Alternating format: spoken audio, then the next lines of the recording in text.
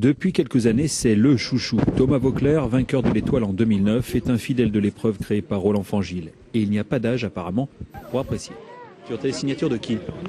Thomas Vauclair. Il est où? Tu peux me montrer? Elle est où la signature de Thomas? L'équipe Europcar, qui a animé le Tour de France 2012, sera l'une des favorites de cette 43e édition. Mais elle ne sera pas la seule. Et le chouchou le constate en retrouvant ses copains du peloton, dont certains apparaissent déjà bien affûtés, comme Anthony Ravard. Putain, le Ravard, comme chaque année à Bessèges, il est secos. Ils le mettent au fond d'entrée de jeu. Allez.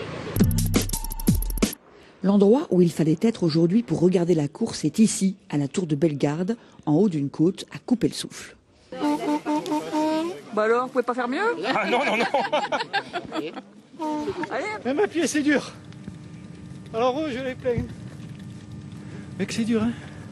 Pour ça que même s'ils prennent ce qu'il faut, c'est dur quand même. Ah, ça va mieux. Oui, je sais pas ce que c'est. Allez. C'est dur? Un petit peu, ouais, quand même. Alors cette montée, comment c'était? Assez difficile, hein. C'est vrai que c'est raide sur 200 mètres. Et vous faites que 200 mètres? Ah non, aujourd'hui, non, ça sera une belle balade pour suivre les équipes, pour suivre les coureurs, quoi. Le grand concert. Et c'est de concert majeur que ces 5 hommes se sont fait la malle peu avant le 40e kilomètre. La côte de la Tour et ses 10% à franchir 2 fois dans l'après-midi sera la seule vraie difficulté du jour. Et parmi ces échappés, un certain Pierre Rolland. Écart 10 minutes, 58 secondes, dernier écart, 58 secondes. Et à ce moment-là de la course, tous les pronostics donnent un petit homme vert vainqueur. Cette équipe, c'est du solide. C'est le collectif, une bonne équipe de copains, et puis on se fait surtout plaisir sur le vélo avec une bonne dynamique pour justement écrire un peu l'histoire tous les jours. Qu'est-ce qu'on mange? Mesdames, je vous c'est la surprise si on vous dit ce qu'on va manger. Dans la daube de sanglier. Cette bande de copains vient du Vaucluse. Tous sont des habitués de l'Étoile. Voilà 6 ans qu'ils se retrouvent chaque année en bord de route avec leur victuailles maison.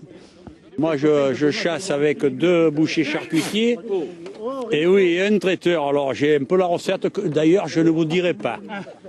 Et chez ces messieurs, c'est ripaille un jour sur 2. Demain, on part à 11h et on va faire combien, disons, 70-80 bornes. Et on a déjà roulé hier après-midi, vous voyez. Voilà. Comme ça permettra d'éliminer le sanglier et les excès qu'on va faire aujourd'hui. Voilà. Et à défaut de sanglier courant, ce gendarme voit lui filer un peloton bien en jambes pour ce début de saison. Le temps glacial de l'an passé est bien loin. Cet après-midi, les conditions étaient même printanières. À Beaucaire, les 5 échappés ne profiteront pas de cette belle journée jusqu'au bout. C'est un Belge qui s'impose le long du canal, Michael Van Steyen. Petite déception dans le camp tricolore. On espérait avec Anthony Ravard, pourquoi pas la victoire. Il fait, je pense, autour de la 12e place, donc on espérait mieux, mais bon, il n'y a pas de dégâts, notamment en vue du classement général, et notamment pour Maxime Bouet, qui est toujours dans le coup. Le lot de consolation à Pierre Rolland de chez Europcar, qui prend le maillot de meilleur grimpeur. Demain, 157 km 300 très exactement entre Nîmes et les Fumades.